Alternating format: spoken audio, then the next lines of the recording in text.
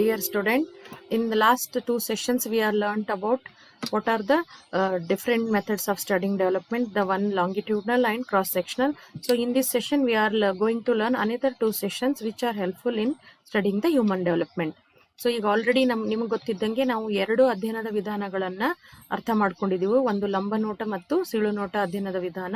ಈ ಒಂದು ಸೆಷನ್ ಅಲ್ಲಿ ನಾವು ಇನ್ನೂ ಎರಡು ವಿಧಾನಗಳಾದ ವ್ಯಕ್ತಿ ಅಧ್ಯಯನ ಮತ್ತು ಜೀವನ ಚರಿತ್ರೆ ವಿಧಾನವನ್ನ ಅರ್ಥ ಮಾಡ್ಕೋತೀವಿ. ಅಂದ್ರೆ ಈ ವಿಧಾನಗಳ ಹೇಗೆ ಒಬ್ಬ ವ್ಯಕ್ತಿಯ ಬೆಳವಣಿಗೆ ಅಥವಾ ವಿಕಾಸದ ಮೇಲೆ ಪ್ರಭಾವ ಬೀರುತ್ತೆ, ಅಥವಾ ಈ ಒಂದು ವಿಧಾನದಿಂದ ನಾವು ವಿಕಾಸವನ್ನ ಯಾವ ರೀತಿ ತಿಳ್ಕೋಬಹುದು ಅನ್ನೋದನ್ನ ಸಹಾಯ ಮಾಡುತ್ತೆ ಅಂತ ಹೇಳಿ. So as you know, case history is one of the method of studying behavior in psychology, as well as it will helpful for study the individual's development. So now we will see what is the meaning of case study. Case study method is also called as case history method. Sometimes case studies are in-depth investigation of a single person, group, event or community. Means case studies are used to investigate about a single person or group or event or a community in large. In psychology, most of the time case studies is often confined to the study of particular individuals. Say for example, if we have to see any developmental delay or developmental problems in any child or any individual, then we use case study method. The information is mainly biographical and relates to events in the individual past. Most of the information we get from case studies, we try to understand what is the history behind the problem in the present situation, or what are the significant events which occurs in individual's his or life in everyday basis. So case study is not itself a research method, but researchers select the methods of data collection and analysis that will generate material suitable for case studies. So ಈ ಮನೋವಿಜ್ಞಾನದಲ್ಲಿ ವರ್ತನೆಯನ್ನು ಅರ್ಥ ಮಾಡ್ಕೊಳ್ಳಲು ಉಪಯೋಗಿಸುವ ಒಂದು ವಿಧಾನಗಳಲ್ಲಿ ವ್ಯಕ್ತಿ ಅಧ್ಯಯನ ವಿಧಾನವು ಒಂದು ವಿಧಾನ ಅಂತ ಹೇಳ್ಬೋದು. ಸೊ ವ್ಯಕ್ತಿ ಅಧ್ಯಯನ ವಿಧಾನ ಅಂದ್ರೆ ಏನು ಅಂತಂದ್ರೆ, ಯಾವ್ದಾದ್ರೂ ಒಬ್ಬ ವ್ಯಕ್ತಿಯ ಅಧ್ಯಯನವನ್ನ ಅಥವಾ ಒಬ್ಬ ವ್ಯಕ್ತಿಯ ಕುರಿತು ಆಳವಾಗಿ ಅಧ್ಯಯನ ಮಾಡೋದಕ್ಕೆ ನಾವು ವ್ಯಕ್ತಿ ಅಧ್ಯಯನ ಅಂತ ಹೇಳ್ತೀವಿ. ಸೊ ಅಲ್ಲಿ ಈ ವಿಧಾನವನ್ನ ಕೆಲವೊಮ್ಮೆ ಒಬ್ಬ ವ್ಯಕ್ತಿಯ ಸಮೂಹದ ಅಥವಾ ಯಾವ್ದಾದ್ರೂ ಒಂದು ಘಟನೆಗೆ ಸಂಬಂಧಪಟ್ಟಂಗೆ ಸಹ ನಾವು ಉಪಯೋಗಿಸ್ತೀವಿ. ಆದ್ರೆ ಮನೋವಿಜ್ಞಾನದಲ್ಲಿ ನಾವು ವ್ಯಕ್ತಿ ಅಧ್ಯಯನವನ್ನ ಒಬ್ಬ ವ್ಯಕ್ತಿಯ ಯಾವ್ದಾದರೂ ಒಂದು ಮಾನಸಿಕ ಸಮಸ್ಯೆ ಇರ್ಬೋದು, ಅಥವಾ ವ್ಯಕ್ತಿತ್ವ ಸಮಸ್ಯೆ ಇರ್ಬೋದು, ಅಥವಾ ಯಾವ್ದಾದ್ರು ಒಂದು ವಿಕಾಸ ಸಮಸ್ಯೆ ಇದ್ರೆ ಸೊ ಅದು ಯಾಕಾಯ್ತು, ಏನಾಯ್ತು ಅನ್ನೋದ್ರ ಬಗ್ಗೆ, ಮತ್ತು ಅವನ ಪಾಸ್ಟ್ ಹಿಸ್ಟ್ರಿ ಅಥವಾ ಅವನ ಇತಿಹಾಸ, ಅವನ ಬೆಳೆದು ಬಂದಂತ ಇತಿಹಾಸನ ತಿಳಿದುಕೊಳ್ಳೋ ಸಂದರ್ಭದಲ್ಲಿ ಇದನ್ನ ಬಹಳಷ್ಟು ಉಪಯೋಗಿಸ್ತೀವಿ. ಸೊ ಹಾಗಾಗಿ ವ್ಯಕ್ತಿ ಅಧ್ಯಯನ ಅಂದ್ರೆ ಒಬ್ಬ ವ್ಯಕ್ತಿಯ ವರ್ತಮಾನದ ವರ್ತನೆಗಳನ್ನು ಅರಿತುಕೊಳ್ಳಲು ಭೂತಕಾಲದ ವರ್ತನೆಗಳನ್ನು ಮತ್ತು ಅವನ ಇತಿಹಾಸವನ್ನು ಅಧ್ಯಯನ ಮಾಡುವುದಾಗಿದೆ. ಅಂದ್ರೆ ಈಗಿನ ಅವನ ವರ್ತನೆಯನ್ನು ಅರ್ಥ ಮಾಡ್ಕೋಬೇಕಾದ್ರೆ ಅವನ ಭೂತಕಾಲದ ವರ್ತನೆಗಳು, ಅಂದ್ರೆ ಅವನ ಹಿಂದೆ ಯಾವ ರೀತಿ ವರ್ತನೆ ಇತ್ತು, ಅದು ಈಗಿನ ವರ್ತನೆ ಮೇಲೆ ಯಾವ ರೀತಿ ಪರಿಣಾಮ ಬೀರಿದೆ ಅನ್ನೋದನ್ನ ನಾವು ಕೇಸ್ ಸ್ಟಡಿ ಮೆಥಡ್ ಉಪಯೋಗಿಸಿ ತಿಳ್ಕೋಬಹುದು. ಸೊ ಈಗ when we talk about case study method, so how we collect data, the question will arise. So most of the time the case studies methods, in using case study method, the data will be collected from observation method, or from daily routine of that individual, or from the diary whatever the individual has written, or from unstructured interview with the participants, or sometimes personal diaries or official document related to that person. Most of the time we use these methods to collect the information. So often the case study method involves simply observing what happens or reconstructing the case history of a single participant or a group of individuals. Most of the time we use this method on a single participant, or in some cases we use it as on a group of individuals. So ಈ ಒಂದು ವ್ಯಕ್ತಿ ಅಧ್ಯಯನ ನಾವು ಸಾಮಾನ್ಯವಾಗಿ ಏನ್ ಮಾಡ್ತೀವಿ, ಒಬ್ಬ ವ್ಯಕ್ತಿಯ ಜೀವನದಲ್ಲಿ ನಡೆದಿರುವಂತ ವಿಶಿಷ್ಟವಾದ ಅಂಶಗಳನ್ನ ಅಧ್ಯಯನ ಮಾಡಲು ಅಥವಾ ಪರೀಕ್ಷಿಸಲು ಉಪಯೋಗಿಸ್ತೀವಿ. ಆದ್ರೆ ಒಂದೊಂದು ಸಲ ನಿರ್ದಿಷ್ಟ ವ್ಯಕ್ತಿಗಳ ಜೊತೆ ಒಂದಿಷ್ಟು ಸಮೂಹಗಳು ಅಥವಾ ಒಂದಿಷ್ಟು ಘಟನೆಗಳ ಬಗ್ಗೆನೂ ಕುರಿತು ಅರ್ಥ ಮಾಡ್ಕೊಳ್ಳಲು ಅಥವಾ ಅಧ್ಯಯನ ಮಾಡಲು ಉಪಯೋಗಿಸ್ತೀವಿ. ಆದ್ರೆ ಮನೋವಿಜ್ಞಾನದಲ್ಲಿ ಇದನ್ನ ಹೆಚ್ಚಾಗಿ ನಾವು ವರ್ತನಾ ದೋಷಗಳು ಅಥವಾ ವ್ಯಕ್ತಿತ್ವ ದೋಷಗಳನ್ನು ತಿಳಿದುಕೊಳ್ಳಲು ಮತ್ತು ಅಥವಾ ಅಧ್ಯಯನ ಮಾಡಲು ಈ ವ್ಯಕ್ತಿ ಅಧ್ಯಯನವನ್ನ ಉಪಯೋಗಿಸ್ತೀವಿ. ಸೊ ಇಂಟರ್ವ್ಯೂ, ಈಗ already we discussed there are different methods to collect the information about the individuals. In that, interview is one of the effective method or effective procedure for obtaining information about the individual. It may, in the interview, we may interview the person itself, or friends, parents, or the persons who work with that individual. Most of the time, most of the information we collect from the individual only. So most of the information is likely to be qualitative. Qualitative means there may be a verbal description rather than any type of measurement or scale will be there. Most of the time, whatever the individuals, say for example friends, parents, or the person himself says about his past, we collect information, verbal information from these sources. But the psychologists sometimes use numerical data as well. So ಅಂದ್ರೆ ಈ ಒಂದು ವ್ಯಕ್ತಿ ಅಧ್ಯಯನ ವಿಧಾನದಲ್ಲಿ ನಾವು ಅಧ್ಯಯನ ಮಾಡಬೇಕಾದಾಗ ಬಹಳಷ್ಟು ವಿಧಾನಗಳನ್ನು ಉಪಯೋಗಿಸಿ ನಾವು ದತ್ತಾಂಶಗಳನ್ನ ಸಂಗ್ರಹಿಸ್ತೀವಿ. ಅದರಲ್ಲಿ ಒಂದು ಅವಲೋಕನ ವಿಧಾನ, ಮತ್ತೆ ಸಂದರ್ಶನ ವಿಧಾನ. ಸಂದರ್ಶನ ವಿಧಾನದಲ್ಲೂ ಸಂದರ್ಶನ ವಿಧಾನವನ್ನು ಉಪಯೋಗಿಸ್ತೀವಿ. ಈ ವಿಧಾನಗಳಿಂದ ನಾವು ಆ ವ್ಯಕ್ತಿಯ ಇತಿಹಾಸವನ್ನು ಅಥವಾ ಆ ವ್ಯಕ್ತಿಯ ಹಿಂದೆ ಏನೇನು ನಡೀತು ಜೀವನದಲ್ಲಿ ಅನ್ನೋದನ್ನ ಈ ವಿಧಾನ ಉಪಯೋಗಿಸ್ಕೊಂಡು ನಾವು ಇನ್ಫಾರ್ಮೇಶನ್ ಅಥವಾ ದತ್ತಾಂಶಗಳನ್ನ ಸಂಗ್ರಹಿಸ್ತೀವಿ. ಸೊ ಇದರ ಆಧಾರದ ಮೇಲೆ ನಾವು ಅವನ ಈಗಿನ ವರ್ತನೆಯನ್ನು ಅಥವಾ ಈಗಿನ ಒಂದು ವಿಕಾಸವನ್ನು ಅಧ್ಯಯನ ಮಾಡಕ್ಕೆ ಸಹಾಯ ಮಾಡ್ತದೆ. ಸೊ ನಾವು we will see what are the advantages of case study method.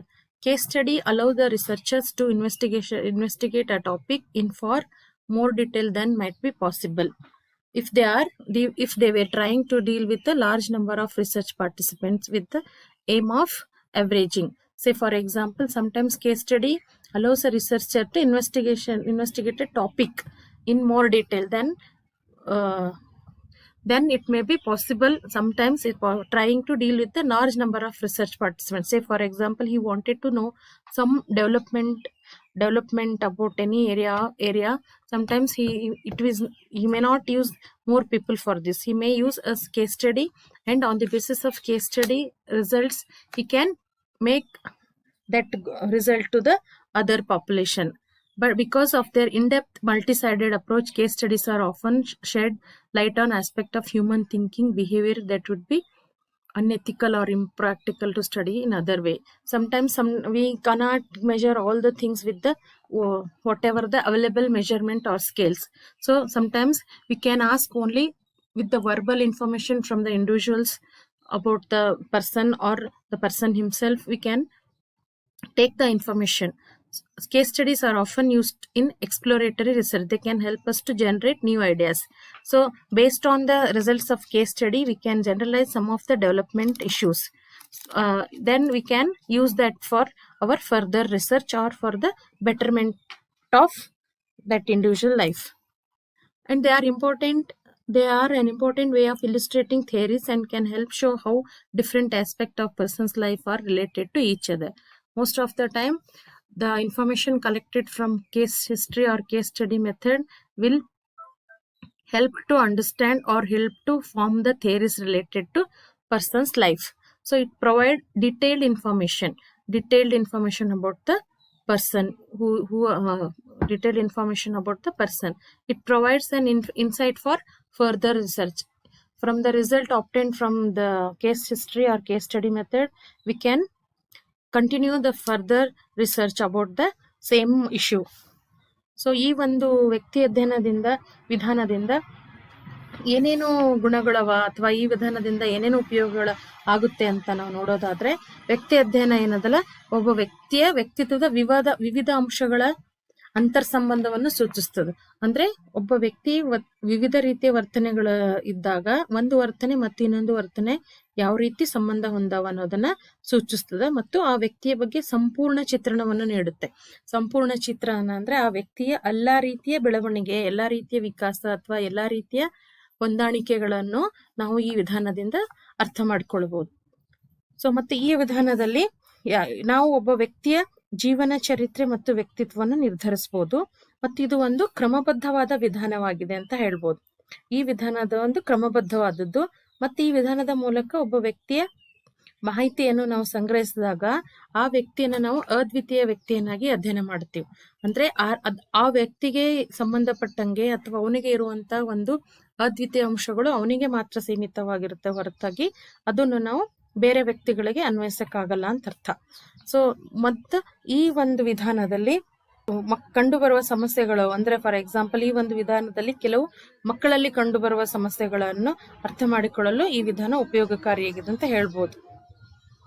ಈ ವಿಧಾನದಿಂದ ವ್ಯಕ್ತಿಯ ವರ್ತನೆಗೆ ಸಂಬಂಧಪಟ್ಟಂತೆ ಕಾರ್ಯಕಾರಣ ಸಂಬಂಧಗಳನ್ನ ತಿಳಿಯಲು ಸಹಾಯ ಮಾಡ್ತದೆ. ಅಂದ್ರೆ cause effect relationship about the behaviour. ಒಬ್ಬ ವ್ಯಕ್ತಿಯ ವರ್ತನೆಯ ಬಗ್ಗೆ ಕಾರ್ಯಕಾರಣ ಸಂಬಂಧಗಳನ್ನ ಅರ್ಥ ಮಾಡ್ಕೊಳ್ಳಲು ಸಹಾಯ ಮಾಡುತ್ತೆ. ಅಲ್ಲದೆ ಈ ವಿಧಾನ ಮಕ್ಕಳಲ್ಲಿ ಕಂಡು ಬರುವಂತ ಕೆಲವು ಸಮಸ್ಯೆಗಳನ್ನ ವರ್ತನಾ ಸಮಸ್ಯೆಗಳನ್ನ ಅರ್ಥ ಮಾಡಿಕೊಳ್ಳಲು ಅನುಕೂಲಕರವಾಗಿದೆ ಅಂತ ಹೇಳ್ಬೋದು. ಮತ್ತೆ ಈ ವಿಧಾನದಿಂದ ಬಂದಂತ ಮಾಹಿತಿಗಳು ವಿಶ್ವಸನೀಯವಾಗಿರ್ತಾವ, ಬಹಳಷ್ಟು ಸಲ ವಿಶ್ವಸನೀಯವಾಗಿದೆ ಅಂತ ಹೇಳ್ಬೋದು. Now we will see what are the disadvantages of this case study method. Case study deal with only one person, event or group. We can never be sure if the case study investigated as is representative of a wider body of similar instances. So here the participant will be a group of individuals or a single individuals or as event. So whatever we get the information or result from the studies will not be generalized or transferable to the other participant or other settings. Because case studies are based on analysis of qualitative data, a lot depends on a interpretation the psychologist places on information he or she has acquired. So most of the time researcher or psychologist, while observing the behavior of the individual or while interviewing the individual for the research, most of his analysis will be qualitative. So he will ask the questions or he will rely on the information whatever he thinks is suitable for the individuals.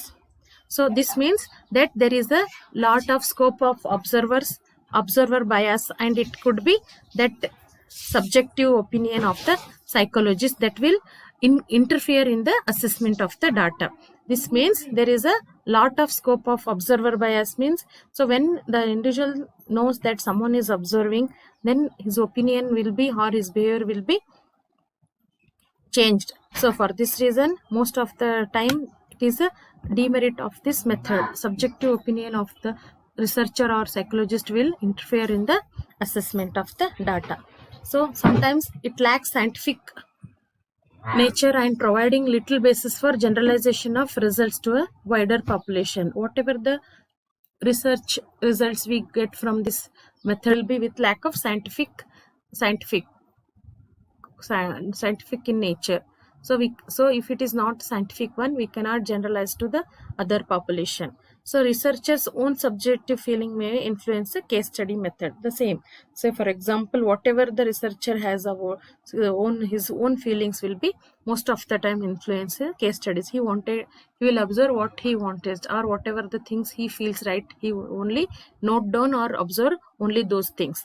So here it is difficult to replicate. We can't take the study of this case study method and apply it to the other situations. So it is a time consuming and expensive. Most of the time we have to do a lot of research on studying a single individual. So it is a time consuming and as well as expensive.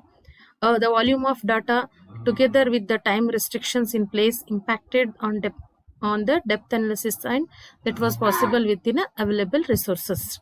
So most of the time whatever the data we are collected or whatever the things we are available resources are available for the analysis of the result, that will be restricted one. So ಈ ಒಂದು ವಿಧಾನವನ್ನು ನಾವು ಉಪಯೋಗಿಸೋದ್ರಿಂದ ಯಾವ್ಯಾವ ಅವಗುಣಗಳು ಆಗ್ತವ ಅಥವಾ ಈ ವಿಧಾನ ಯಾವ್ಯಾವ ಅವಗುಣಗಳನ್ನ ಹೊಂದಿದೆ ಅನ್ನೋದನ್ನ ನೋಡೋಣ. ಈ ವಿಧಾನದಲ್ಲಿ ಯಾವುದಾದ್ರೂ ಒಂದು ನಾವು ಮಾಹಿತಿ ಸಂಗ್ರಹಿಸ್ತೀವಲ್ಲ, ಪೋಷಕರಿರ್ಬೋದು, ಆ ವ್ಯಕ್ತಿ ಇರ್ಬೋದು ಅಥವಾ ಅವನ ಸ್ನೇಹಿತರಿಂದ, ಅಂತ ಮಾಹಿತಿಗಳು ಒಂದೊಂದ್ಸತಿ ವಸ್ತುನಿಷ್ಠವಾಗಿಲ್ಲದಿರ್ಬೋದು. ಅಂದ್ರೆ ಅವು ವ್ಯಕ್ತಿನಿಷ್ಠವಾಗಿರ್ಬೋದು. ಅವು ಆ ಒಂದು ಮಾಹಿತಿಯು ಅವರಲ್ಲಿರುವಂತಹ ಒಂದು ಅಂಶಗಳನ್ನ ತೋರಿಸ್ತಿರ್ಬೋದು. ಸೊ ಹಾಗಾಗಿ ಅದನ್ನ ನಾವು ಸೈಂಟಿಫಿಕ್ ಅಥವಾ ವೈಜ್ಞಾನಿಕವಾದದ್ದು ಅಂತ ಹೇಳಕ್ಕಾಗಲ್ಲ. ಮತ್ತು ಈ ಒಂದು ವಿಧಾನ ನಾವು ಮಾಡಬೇಕಾದಾಗ ಹೆಚ್ಚು ಸಮಯ ಬೇಕಾಗ್ತದೆ ಮತ್ತು ಹಲವಾರು ಪರೀಕ್ಷೆಗಳ ಅಗತ್ಯ ಇರ್ತದೆ. ಹೆಚ್ಚು ಸಮಯ ಅಂತಂದ್ರೆ ಒಬ್ಬ ವ್ಯಕ್ತಿಯ ಸಮಗ್ರ ಮಾಹಿತಿಯನ್ನು ನಾವು ಸಂಗ್ರಹ ಮಾಡಬೇಕಾದಾಗ ಅಲ್ಲಿ ಕೇಸ್ ಸ್ಟಡಿ ಮೆಥಡ್ ಬಹಳಷ್ಟು ಟೈಮ್ ಅನ್ನ ನಾವು ಇದಕ್ಕೆ ವ್ಯಯ ಮಾಡಬೇಕಾಗುತ್ತೆ. ಸೊ ಅದು ಯಾವ ರೀತಿ ಕಲೆಕ್ಟ್ ಮಾಡಬೇಕು, ಬರೀ ಅವನಿಂದ ಮಾತ್ರ ತಗೋಬೇಕಾ ಅಥವಾ ಇಂಟರ್ವ್ಯೂ ಮಾಡಬೇಕಾ ಅಥವಾ ಪೋಷಕರು ಅಥವಾ ಅವನ ಸ್ನೇಹಿತರು ಈ ತರ ಬೇರೆ ಬೇರೆ ಮೂಲಗಳಿಂದ ನಾವು ಮಾಹಿತಿಯನ್ನು ಸಂಗ್ರಹಿಸಬೇಕಾಗಿರುವುದರಿಂದ ಇದು ಹೆಚ್ಚು ಸಮಯವನ್ನು ತೆಗೆದುಕೊಳ್ತದೆ. ಮತ್ತೆ ವ್ಯಕ್ತಿ ಅಧ್ಯಯನದ ಆಧಾರಗಳಿಂದ ಕೈಗೊಂಡ ನಿರ್ಣಯಗಳು ಸಾಮಾನ್ಯೀಕರಣಗೊಳಿಸಲು ಸಾಧ್ಯವಿಲ್ಲ. ಏಕೆ ಅಂತಂದ್ರೆ ನಾವು ಯಾವುದೋ ಒಂದು ವ್ಯಕ್ತಿ ಅಧ್ಯಯನದ ಬಂದಂತ ಫಲಿತಾಂಶವನ್ನ ಬೇರೆ ಒಂದು ಸಮೂಹ ಅಥವಾ ಬೇರೆ ಒಬ್ಬ ವ್ಯಕ್ತಿಗೆ ಅದೇ ರೀತಿ ಸಮಸ್ಯೆ ಉಳ್ಳಂತ ವ್ಯಕ್ತಿ ಇದ್ರೂ ಸಹ ನಾವು ಅದನ್ನ ಸಾಮಾನ್ಯೀಕರಣಗೊಳಿಸಕ್ಕಾಗಲ್ಲ. ಯಾಕೆ ಅಂದ್ರೆ ಇಲ್ಲಿ ವೈಯಕ್ತಿಕ ಅಂಶಗಳು ಮತ್ತೆ ಅವನಲ್ಲಿರುವಂತ ವ್ಯಕ್ತಿತ್ವದ ಗುಣಗಳು ಬೇರೆ ಬೇರೆ ಆಗಿರೋದ್ರಿಂದ ಇದನ್ನ ನಾವು ಸಾಮಾನ್ಯೀಕರಣಗೊಳಿಸಲು ಆಗೋದಿಲ್ಲ. ಮತ್ತೆ ವ್ಯಕ್ತಿ ಅಧ್ಯಯನ ಕೈಗೊಳ್ಳುವ ವ್ಯಕ್ತಿಯ ಯಾವಾಗೂ ವ್ಯಕ್ತಿನಿಷ್ಠತೆ ಪ್ರಭಾವ ಬೀರ್ತದೆ.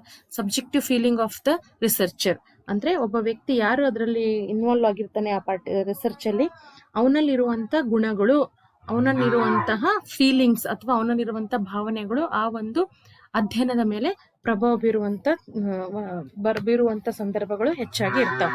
ಸೊ ಹಾಗಾಗಿ ಈ ಒಂದು ವಿಧಾನದಲ್ಲಿ ನಾವು ಮಾಹಿತಿ ಸಂಗ್ರಹಿಸಬೇಕಾಗಿತ್ತು ಅಂದ್ರೆ ಆ ವ್ಯಕ್ತಿ ಹೆಚ್ಚು ಪರಿಣಿತನಾಗಿರ್ಬೇಕಾಗ್ತದೆ ಮತ್ತು ಈ ವಿಧಾನದಿಂದ ನಾವು ಪೂರ್ತಿಯಾಗಿ ಒಬ್ಬ ವ್ಯಕ್ತಿಯ ವ್ಯಕ್ತಿತ್ವವನ್ನು ನಿರ್ಧರಿಸಲು ಕಷ್ಟ ಆಗುತ್ತೆ. ಸೊ ಹಾಗಾಗಿ ಈ ಒಂದು ಕೇಸ್ ಸ್ಟಡಿ ಮೆಥಡ್ ಅಥವಾ ವ್ಯಕ್ತಿ ಅಧ್ಯಯನ ಏನದಲ್ಲ ಮನೋವಿಜ್ಞಾನದಲ್ಲಿ ನಾವು ಮತ್ತು ಅದರಲ್ಲೂ ವಿಕಾಸ ಮನೋವಿಜ್ಞಾನದಲ್ಲಿ ಯಾವ್ದಾದ್ರು ವರ್ತನಾ ದೋಷಗಳೇನಾರ ಇದ್ರೆ ಆ ವರ್ತನಾ ದೋಷಗಳ ಕಾರಣಗಳೇನು, ಅದನ್ನ ಹೇಗೆ ಸರಿಪಡಿಸಬಹುದು ಅನ್ನೋ ಒಂದು ತಿಳ್ಕೊಳ್ಳೋಕೋಸ್ಕರ ನಾವು ಈ ವಿಧಾನವನ್ನ ಉಪಯೋಗಿಸ್ತೀವಿ. ಈಗ ಮತ್ತೆ ಇನ್ನೊಂದು ವಿಧಾನ ಇದೆ ವಿಕಾಸ ಮನೋವಿಜ್ಞಾನದಲ್ಲಿ, ನಾವು ಇನ್ನೊಂದು ವಿಧಾನವನ್ನ ಉಪಯೋಗಿಸ್ತೀವಿ. ಅದು ಯಾವ್ದಂದ್ರೆ ಬಯೋಗ್ರಾಫಿಕಲ್ ಮೆಥಡ್, ಜೀವನ ಚರಿತ್ರೆ ವಿಧಾನ. Biographical method is a systematic use of personal histories gathered through such means as interview, focus groups, observations, and individual reflections and other narratives in psychological research and analysis. Biographical method is concerned with a single individual study. That is, here we study about a personal history of an individual through the method using interview or doing focusing groups or observing the individual, and also sometimes individual reflections, whatever the individual say about his characteristic. And a method of studying developmental change by reconstructing a person's past through interview and inferring the effect of past event on current behavior. So here whatever the present behavior of the individual will be analyzed by reconstructing his past or by studying his past developmental changes. So most of the time the individual may himself say about his past behavior, or sometimes the parents or sometimes the significant others will give a detailed information about his past. So this method emphasizes the placement of individual within the context of social connections, historical events, and life experiences. So with this method, here the individual is studied within the context of social, historical, and his past experiences. So biographical method ಅಥವಾ ಜೀವನ ಚರಿತ್ರೆ ವಿಧಾನ ಅಂತಂದ್ರೆ ಇದು ಒಬ್ಬ ವ್ಯಕ್ತಿಯ ಜೀವನದ ಬಗ್ಗೆ ಕುರಿತು ಅಧ್ಯಯನ ಮಾಡುವಂತ ಒಂದು ವಿಧಾನವಾಗಿದೆ. ಇಲ್ಲಿ ಏನ್ ಮಾಡ್ತೀವಿ ನಾವು ಅವನ ಇತಿಹಾಸವನ್ನ, ಅವನ ಹಿಂದಿನ ಜೀವನವನ್ನ ಅರ್ಥ ಮಾಡ್ಕೊಳ್ಳಕ್ಕೆ ಟ್ರೈ ಮಾಡ್ತೀವಿ. ಯಾವ ರೀತಿ ಅದನ್ನ ಅರ್ಥ ಮಾಡ್ಕೋತೀವಿ ಅಂದ್ರೆ ಒಂದು ಸಂದರ್ಶನ ವಿಧಾನ ಇರ್ಬೋದು, ಮತ್ತೆ ಅವಲೋಕನ ವಿಧಾನ ಇರ್ಬೋದು, ಅಥವಾ ವ್ಯಕ್ತಿನೇ ಕೊಟ್ಟಿರುವಂತ ಮಾಹಿತಿ ಇರ್ಬೋದು, ಅಥವಾ ಆ ವ್ಯಕ್ತಿಯ ಬಗ್ಗೆ ಅವನ ಕುಟುಂಬದ ಸದಸ್ಯರು ಅಥವಾ ಜೀವನದಲ್ಲಿ ಇರುವಂತ ಪ್ರಮುಖ ವ್ಯಕ್ತಿಗಳು ನೀಡಿರುವಂತ ಮಾಹಿತಿ ಆಧಾರದ ಮೇಲೆ ಅವನ ಜೀವನ ಚರಿತ್ರೆಯನ್ನ ಕುರಿತು ಅಧ್ಯಯನ ಮಾಡ್ತೀವಿ. ಸೊ ಹಾಗಾಗಿ ಈ ಒಂದು ಜೀವನ ಚರಿತ್ರೆಯಲ್ಲಿ ನಾವು ಅವನ ಹಿಂದಿನ ಜೀವನದಲ್ಲಿ ನಡೆದಿರುವಂತಹ ಒಂದು ಏನು ಘಟನೆಗಳಿರುತ್ತಲ್ಲ ಅದನ್ನ ಪುನರ್ ರಚಿಸಿ ಈಗಿನ ವರ್ತನೆಯನ್ನ ಅಧ್ಯಯನ ಮಾಡ್ತೀವಿ. Reconstructing of persons past life and studying the current behaviour.